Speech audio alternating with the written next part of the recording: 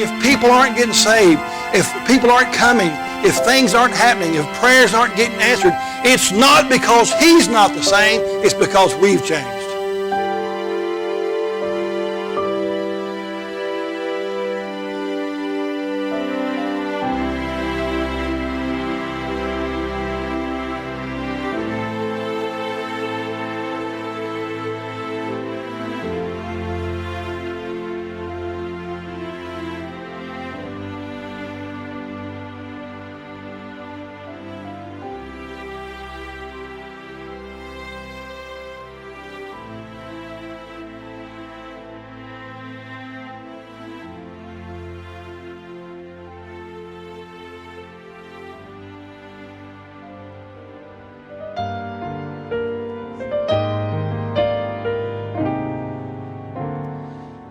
Lately I've been looking back along this winding road to the old familiar markers of the mercies I have known. And I know it may sound simple, but it's more than a cliche.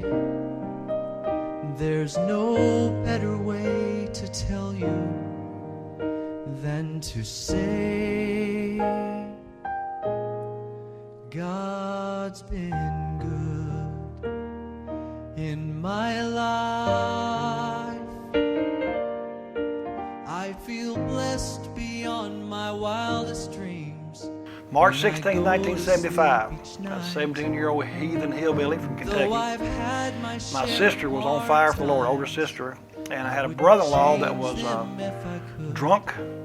And I walked into his house one day, and he said, Johnny, I got saved. Well, a few weeks before that, he'd actually driven his car off in the river and got pulled out, so I thought maybe that had happened again. That's actually what went through my mind. He said, no, I got saved. And he said, look in the refrigerator. And I opened it up, and all the alcohol was gone. So I said, man, you got something. And so he started to leave. When he left, he pulled out a gospel tract. It was that, some of you know, folks won't know this, but John R. Rice, one of his tracts, What Must I Do to Be Saved, by John R. Rice. It was pink. I almost didn't take it because it was pink. But he asked me to read it, and I promised him I'd read it. He left me there at his house, and I read the whole tract. I even remember reading the copyright. And I got on my knees, opened the door, see if anybody was looking, and I remember praying and asking the Lord to save me. And that was a little bit before March 16th, maybe a week or two before. I got up and went out. I meant it, but I didn't know what I was supposed to expect or feel. But I went to church the next week. And on the 16th, I went to Victory Baptist Church in Bowling Green, Kentucky, where my sister went. And during the invitation, this is kind of funny. Now, my life, with all the trouble I've had, it's still a funny life. And so I'm on the back row beside a different brother-in-law. I had 6 sisters. And the preacher's preaching. And he gives the invitation. And they start singing. And I don't know anything about church or the Bible or anything at the time. I'm sitting there thinking I should go forward. And so I remember thinking, man, if I go forward, I might cry. And I felt like I heard a voice say, you won't cry. And that might have been in my heart, but so that was one obstacle. So he sang another verse, and I punched my brother-in-law. I said, if you'll go, I'll go. He said, I ain't going. I said, he ain't going. I guess I was talking to the Lord. And they sang another verse, and I said, if you'll go, I'll go. And he said, I ain't going. I looked up, I said, he ain't going. And about the 3rd verse or 4th verse, I just felt like I need to walk forward. So I turned around and I said, we're going. And I shoved him out in the aisle. He almost fell down. And he went forward, and I don't know whatever happened from that, but I came forward. R.B. Adamson met me at the altar, at the pulpit there, and he shook my hand. He said, young man, what have you come forward for? And I said, I don't know. You told me to come. I thought you knew. I know it sounds smart, but that's what I said. He said, I do. And a young man took me over to the side, took the Bible, showed me the Roman road from the Bible, that I was a sinner, that Jesus died for me, that my sins need to be forgiven and all that. And while I was going through that, he asked me to pray and receive the Lord Jesus Christ. That was on March 16, 1975, and that's the day I used because that's the day I got the assurance of my salvation. While I was doing that with the Bible and praying, my mind said, that's what you did a few days ago.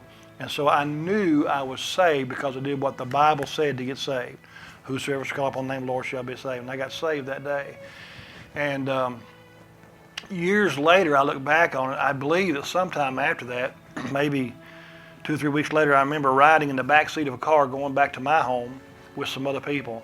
and laying my head back looking up into the stars and just weeping because I was so thankful for what God had done for me, what He'd saved me from. And I don't know that God did something special out there or not, but when I went back to school, that was in March, spring break.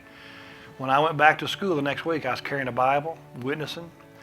That was my junior year. The time I graduated, I'd had over 10 friends saved. The principal actually recognized me as being such a changed person. And that was God. God did all that. So if God called me to preach back then, He did. I don't know.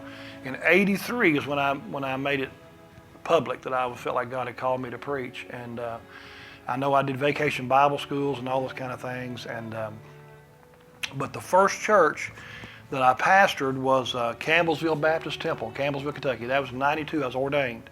I did youth work for that. Years before that, worked a full-time job. Just always, my wife and I were always involved. Got married in 1980 to Jamie Nyberg, who's Dalton now. And she was on fire for the Lord, and we were too. And so God just put us together. And we went to Campbellsville and started pastoring there and soul winning, witnessing. That's where I actually first started thinking about starting another church. It got in my mind about church planting while I was there, praying about it. But I wanted to finish up my education. And so at 38 years of age, I left there and went to Crown College in Powell and I worked on my master's degree, and I got that when I was 40 years old in 1998. While I was there, I pastored New Testament Baptist Church in Maynardville, Tennessee for a while I was going to college. And when I got finished in 98, and I felt led, me and my wife prayed about it, and by the way, I do believe in being led of the Lord that I should resign that church. And we had grown, so I don't know exactly why, but at that time, and when I resigned, Brother Steve Grubbs met me and said he wanted me to come down and work at the boys' home at Shenandoah Baptist Church down in Cleveland. And so God just opened up that door. We moved down there. We worked with the boys for about a year, and I taught school for them and was assistant director. And then he wanted to start a school. I had taken courses in college on starting a school because I always had in my mind I'd start a school someday. And so God worked that out. And me and my wife were able to help Brother Steve Grubbs start this academy there at Shenandoah, still going today. And so that was unique. But after being there about a year and a half, somewhere in the early 2000, January, February, I just felt like I need to be pastoring again. So I walked in one day and told Brother Steve, I just want you to pray about this. I feel like maybe God wants me pastoring again. And he said, a church called me today. And so anyway, through that, and I'll stop here for just a second, but through that I wound up being in this area to start this church. So God moved in those areas. It's kind of unique.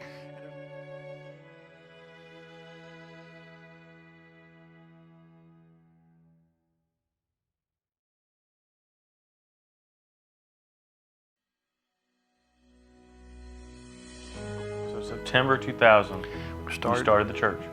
We started meeting just maybe a few weeks before that. We met in a couple of houses, and then we met, and we were looking for a building, and I was driving down through Clarksville looking around, and I saw that church building over on Memorial Drive. Yeah.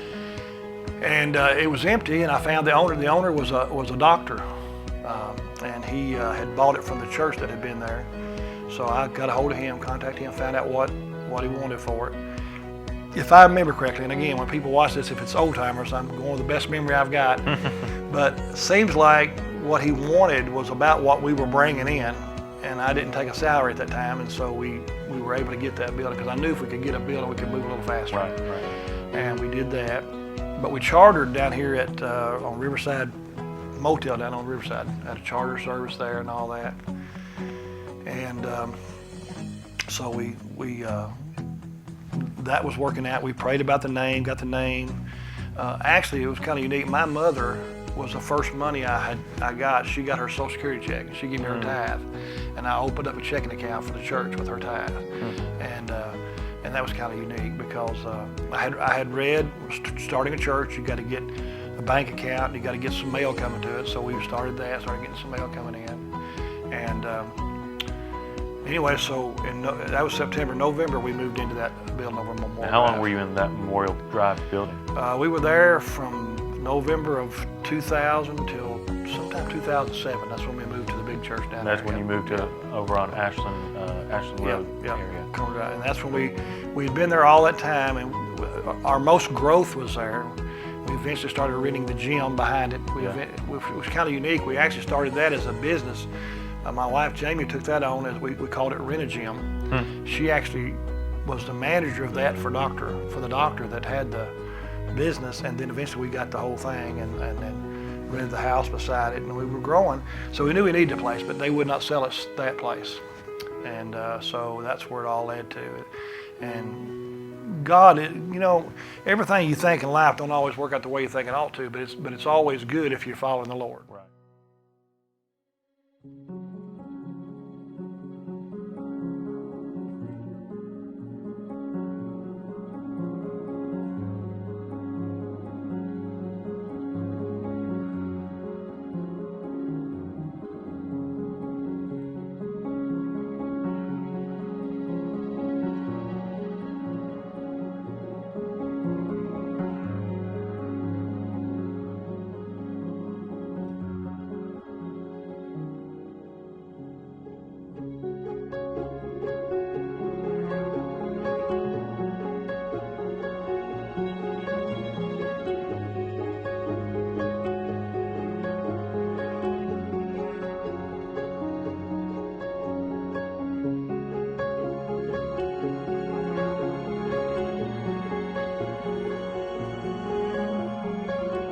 We started the church, Matthew 4:19 was the verse. Jesus said, "Follow me and I'll make you fishers of men." And that was because we really wanted to follow the Lord. Yeah. That was our goal. We really wanted to follow the Lord. And God was blessing. We were seeing people saved. A lot of military families coming through, and so it was just a blessing. Good people. We started with a lot of great good people to start with, charter members, and a lot of stories though. A lot of stories there, in between there. Before we got here, when we was at Memorial Drive in that building there, all we had was Walmart fold-up chairs. And I remember one of the older couples. It might have been others, but I remember them saying to me specifically, "Pastor," said, "we need some padded pews." They said, "We're praying for some padded pews." So I said, "Okay." So it became a matter of prayer, and we started praying.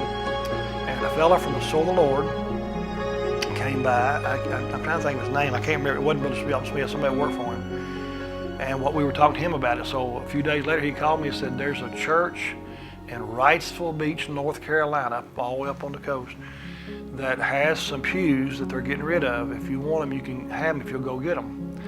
Well, this is where I show my faith and my ignorance. I said yes. Okay, so I don't remember all the details, but a lot of the 2 or 3 of the men from the church can vouch or help me figure it all out. But we took off one night on Sunday night and drove all night and got there in one car, I think. And we went inside the church building. There was all these pews and all this stuff. And it's like, now how do we get them back? Now they might have already knew. I don't know if I honestly knew how we was going to get them back. Right. We rented a couple U-Hauls, okay, 2 big 24 feet. And I didn't have the money to do that. I think one of the church members did that. Yeah. And we paid for, because the pews are free, but it cost us about, I'm going to say $1,500 to get the trucks and get them back and load all the pews in there. And we wound up getting the pulpit and everything. So we got back. Well, 10 of them wouldn't even fit in the church because they had so many of them. And what God did, and one of the men in that group, somehow or another, he found somebody who wanted to buy those 10, and he sold them for $1,600. Oh my goodness! So it was a unique story, but and I don't believe in being foolish, but I have stepped out, believing God would work things out. And the men probably thought I was a nut, but we got the pews.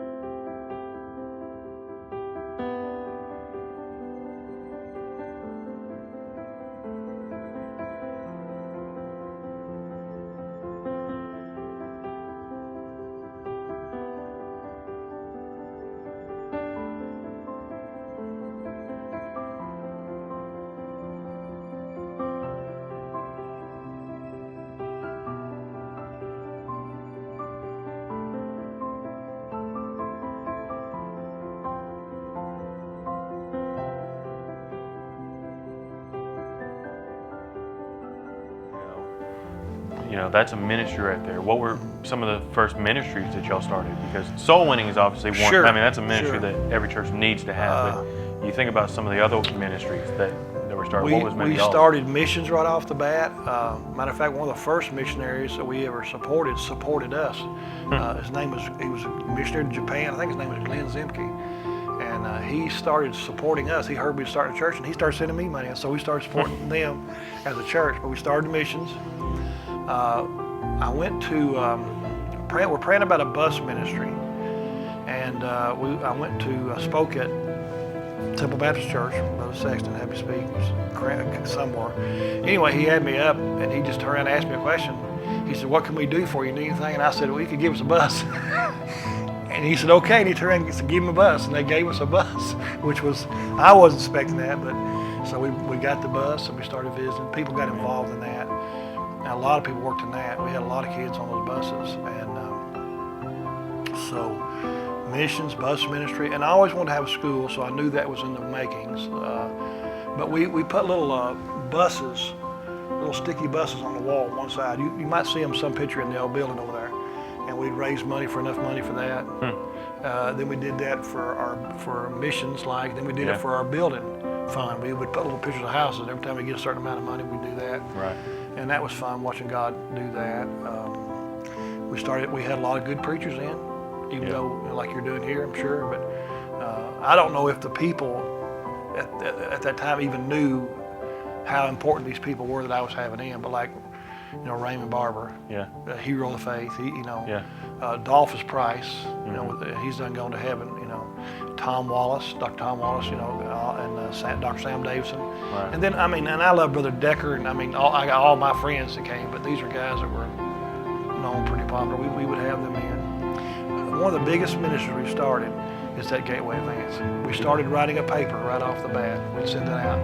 And to encourage the people, to inform them, to remind them maybe, I guess. I had a lot of zeal and energy, and of course it wasn't COVID time, but the Gateway Advance would go out to anybody that had visited our church. It would also went to people that supported us, so that they know where we were at. And then we sent it out sometimes 2 or 3 times a year, but always like before our anniversary, and people would get it so they could know. But honestly, people, I wrote a story in the Gateway Advance about a coon dog or coon hunt. I can't remember what it was now. I was telling a story about coon hunting or something about dogs, and a preacher, John Rollins, he was a famous, big known preacher. From J. Frank Doris days and all that. He's evidently read it and saw it somehow, and his organization sent us $2,000 to the church to help the church out. He called me and said, "You one wrote that story about that coon?" So God used that story even, for that. That's kind of unique. And but just so many things. I'm trying to, it's hard to remember now. I'm thankful for what God does for me every day. Right.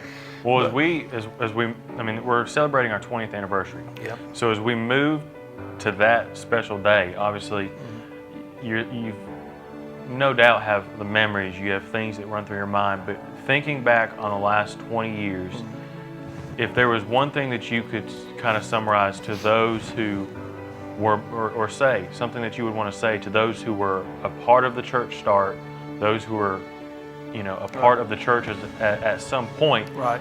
and now to the church now, the members that maybe don't even know you necessarily, what would be something that you would want to say to those groups that, you want them to understand about? 20 years, that's a big deal. Yeah. That's huge, you think about that. Well, when I started, I didn't think 20 years. I just thought, let's do this, okay? And I remember, for example, 911 happened a year later. The tires. On that morning, I got up to go visit. Of course, that's what I did. I was a full-time pastor. I wanted to do that. I got up to go visit. My wife called me in there. We saw that on the television. Saw what was going on, and we prayed. We was all like everybody else. But I said, you know what? I'm going to go ahead and visit. And the first door I knocked on, a woman was crying. She opened the door. Her husband or somebody was in the military, and I stood in the door and led her to the Lord. Amen. So she got saved right there because of all that. So that was always in our mindset. But I guess, and you learn things as you go along, but all the people that came through those years. And a lot of them came through. Some of them were military. We're only going to be here for a while anyway. And so I guess what I'd say, some of them truly put their heart into Gateway Baptist Church. Well, even though they knew they'd be gone in 2 years or a year or whatever it was. And that's what I would recommend people do today too. If you're going to be in a church, be involved in it. Be all in. Yeah, and those people that early days, and I'd say their names, but I might miss somebody. I don't think they'd ever know how much of a blessing they really are to me. And I don't want to start crying, Lord. I still pray for them. I still think about those things. I think about the dumb things maybe I'd done. But God wanted a church here, and I wanted, and so even when I met you, Josh, I was praying for somebody to come and help me for a few years. And worked a little faster than that, but God knew that, and there was one of the things important to me is that people know that I truly tried always to do the right thing, and I always tried to believe that God was. I prayed about things. Now, one thing people will see even in you, they might not always see it. They'll you might do something and they think, why did you do that? But they don't know that you've prayed about that, and God's led you in that. So you got to get behind your pastor and get involved and do it for the Lord. And I guess what hurts if you say that about anything is if people get out of church. Yeah. And I blame myself. You can blame yourself. We can whatever we want to do.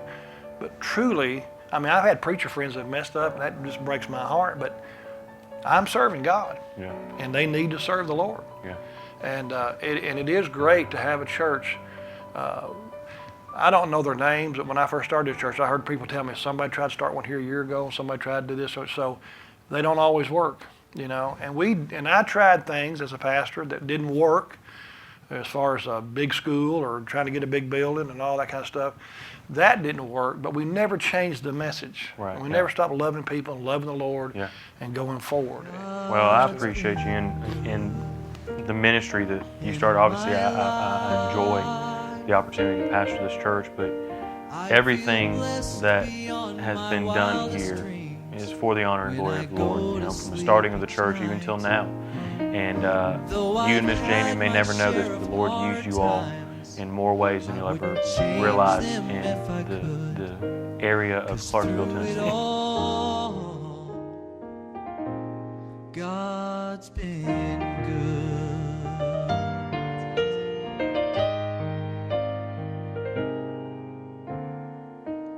Times replay and I can see that I've cried some bitter tears, but I felt His arms around me as I faced my greatest fears. See, I've had more gains than losses, and I've known more joy than hurt, as His grace rolled down upon me undeserved. For God's been good in my life. I feel so blessed beyond my wildest dreams when I go to sleep each night. Though I've had my share of hard times, I wouldn't change them if I could. 'Cause through it all, God's been good.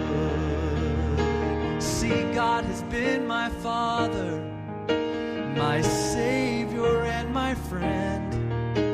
His love was my beginning, His love will be my end.